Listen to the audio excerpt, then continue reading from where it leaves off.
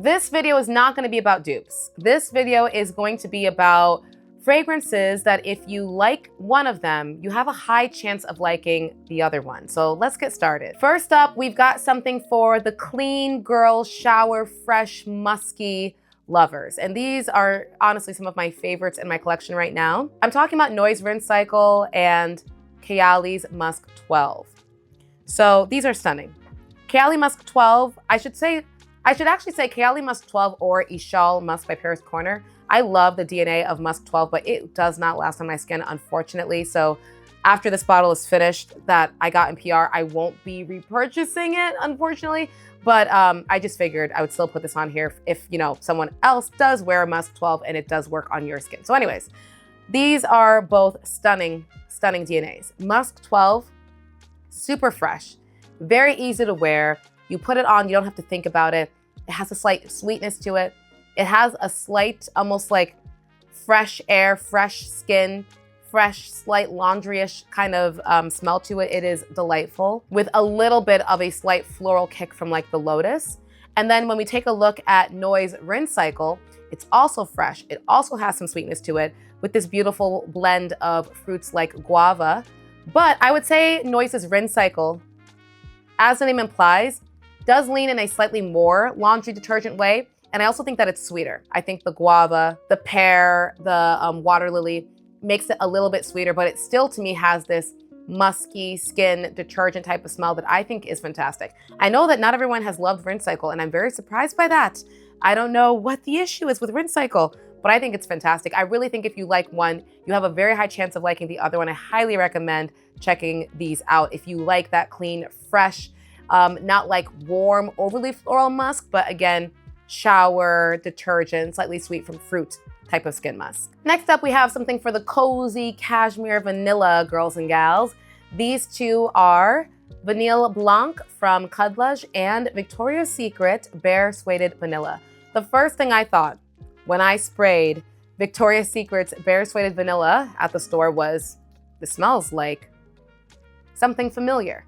But it didn't hit me until I went home and tried out the Vanille Blanc next to the Bare Suede Vanilla that I realized they have some similarities. Not exact one-to-ones, not dupes of each other, but for sure similar. They both have this sweet vanilla, but not going in an overly crazy sweet gourmand direction, with a sexy musky undertone and this almost like velvety cashmere, texture to the perfume. Both of these are just very sexy vanillas to me. Sweet, sexy vanillas that aren't overly spicy and have a very slight cashmere wood type of feel underneath it that is musky and delicious. Fantastic. They're both great. You can layer them together. I would say the Bare Suede Vanilla seems like a deeper, sweeter, slightly more gourmand, suede type of vanilla, whereas the Vanille Blanc is more of a powdered sugar with cashmere wood type of vanilla, but they definitely have some similarities. So yeah, if you like one, you're definitely gonna like the other one. Next up, we have something for our darker vanilla lovers, our edgier, riskier vanilla lovers. These two are YSL Baby Cat and Mykonos Bonfire Vanilla. So YSL Baby Cat, classic. You either love or hate it. Very intensely woody, spicy, smoky, all of the things of the vanilla. This is, I always say, the type of vanilla that Catwoman would wear. And I understand if some people find it to be unwearable because of just how intense it is. But it's, to me, delicious and very sexy and like just a very dark vanilla. Mykonos Bonfire Vanilla, I think, is something that is smoky, but is a lot more mass appealing. This one is actually inspired by the Fireplace from Replica, but I think that they've done a way better job with the DNA. I find By the Fireplace to be unwearable for me. I can't stand that smell. But this one smells like a combination of like a Bianco latte sweet type of vanilla combined with a dose of that smoky vanilla. So to me, you get the perfect blend of a smoky vanilla with sweetness. So I think if you like YSL Baby Cat, you're already gonna have a tolerance for smoky vanillas. I think if you like Mykonos Bonfire Vanilla and you want something that's even edgier and more intense and less sweet, then I think you could like Baby Cat. Both phenomenal fragrances, not dupes again, but they have some similarities that I could see being appealing to people for sure. Next up, we've got something for our vanilla lovers who want a vanilla that is appropriate to wear in the hot summertime days, those beachy summer days. Well, then I would highly recommend trying out either Juliet Has a Gun Vanilla Vibes or Alice Brooklyn's Vanilla Salt. If you like one of these, I would be shocked if you do not like the other. So starting off with Juliet Has a Gun Vanilla Vibes, I still think that this is the best perfume that their brand has come out with. I like it more than even This Is Not a Perfume, which is probably their best-selling one. This is, when I smell it, it just brings me straight to summertime, straight to the beach. It is musky in the best way. It is sweet, but not overly sweet. You get this, for sure, saltiness, but what I love about the way that they've made this perfume is that it's very smooth. Everything is very well blended. It doesn't come off choppy. The vanilla is there, but it's still very like marine, salty vanilla. It is just fantastic. A really, really addictively good, like perfect, beachy, salty summer vanilla. Now, if you like the idea of a salty vanilla, but you want one that is going to be a bit sweeter, that's where you want to try Alice Brooklyn's Vanilla Salt.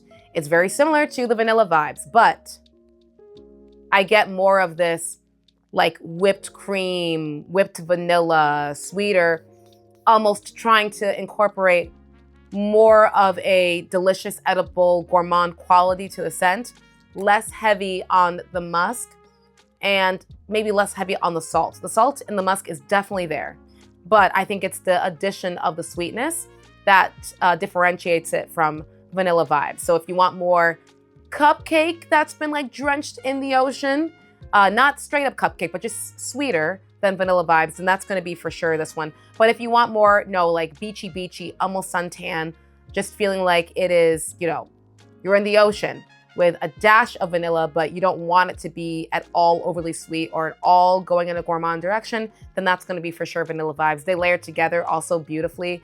Truly two of my favorite salty vanilla fragrances in my collection. Next up, we've got two sister perfumes. So Angelique Noir from Guerlain, probably my second favorite perfume from them of all time. Fantastic smell. It is a beautiful blend of bitter angelica with this very rich, luxurious vanilla, and they've done it in the just perfect amount. It's stunning. It's one of their best projecting perfumes, one of their best smelling perfumes. It's just stunning. So this was created by Daniela Andre. She is the master perfumer. She also has created the infusion line for Prada. And one of the fragrances from the infusion line is the Prada Infusion de Vanille. And this fragrance, guess what it also has in it? It also has angelica with vanilla. So it's very similar to Angelique Noir, but with some slight differences as well. This one, I think, when I first sprayed this, I was like, what the heck is this? I thought it was gonna smell similar to Angelique Noir. The opening is a lot harsher than Angelique Noir.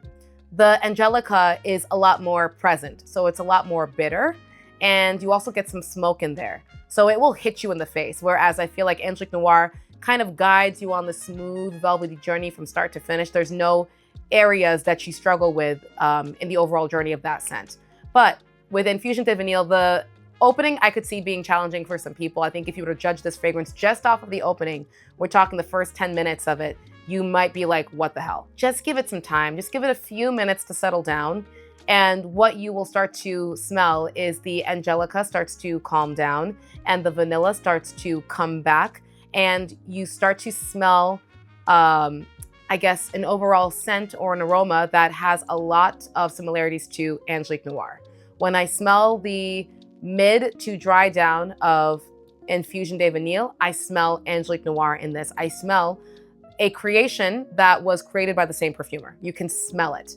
It's different. It's different enough to not be redundant. It's different enough to have these two fragrances in my collection and feel like I'm getting a different experience when I wear one over the other, but similar enough to where I could recommend one to someone who loves one for sure. But just warning on that opening, because I know when I first got it, I thought, oh God, this is a blind buy fail, but no, you just need a little bit of time with it. It is stunning. I would say it's more intimate to the skin than Angelique Noir. And again, you get more of the angelica, but kind of like anything, whenever you try something that's a little bit salty or strong in some kind of, taste, it could be peppery, it could be very citrusy. Over time, as you continue to smell it more and more, you start to develop an acquired taste for it. And what was super spicy and peppery, 5 days ago is now like tame and you can handle it. That's how I feel about the opening of this perfume. Initially, when I sprayed it, I was like, what the hell? But now I like it. I've grown to enjoy the bitter angelica opening, but it's because I've been wearing it for a while and I've grown that acquired taste. So just something to be aware of, but definitely one that I think is worth sampling. Maybe not blind buy safe unless you are already familiar with the note of angelica and you like some bitterness in your perfume. But if you've not done that, I would try to sample it. Next up, we've got two delicious brown sugar. You know what? I'm noticing there's a trend of vanillas in this list here. But anyways, two delicious brown sugar vanilla type of fragrances. One is actually created by a creator that you probably already watched, and the other one is from a very, very popular brand. We're talking about Navatus Parfums Mani Casanade, creatively directed by Sharita M. And the other is Vanilla 28 from Kayali. So let's start with the Kayali. This Vanilla 28, iconic at this point. It's such a well-loved vanilla fragrance. I too love the DNA. I just don't like that it doesn't last very long on my skin, but it's delicious. A delicious, dark, rich, brown sugar, vanilla bourbon type of vanilla. It goes well with so many different fragrances. Perfectly unisex. It's fantastic. Got nothing bad to say about it except for its performance. Mani Casanade from Sharita. This is one of my newest additions to my collection after sampling this one. Stunning. This is brown sugar, toffee, vanilla, very sweet. I think the projection and longevity on this one is stronger than Vanilla 28, but I also wouldn't consider it beast mode, which I think also makes it appropriate to still wear it in warm weather. So better than Vanilla 28, but not the strongest vanilla I have in my collection, but delicious. A delicious brown sugar for sure, sweet, yummy, sexy vanilla that is super easy to wear and super easy to layer with. I cannot see you liking one of these and not liking the other because they really have a lot of similarities with them. Next up, we finally have a departure from vanillas, and these two are going to be your sexy, rich, red cherry fragrances. First up, we've got Lattafa's Anna Abiyed Scarlet. This one is inspired by the Christian Louis Vuitton Fetiche La Rose fragrance. So this is of course, a rose and cherry scent. Absolutely stunning, very sexy for date night. Beautiful, beautiful bouquet of flowers. It's sweet. It feels adult-like. It feels like something for a woman. I don't want to smell this on any young like 15-year-old. I think that this is a sexy woman perfume. Fantastic scent.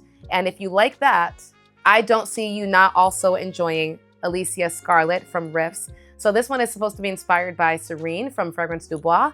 And what you really get with this one is not rose, but cherry.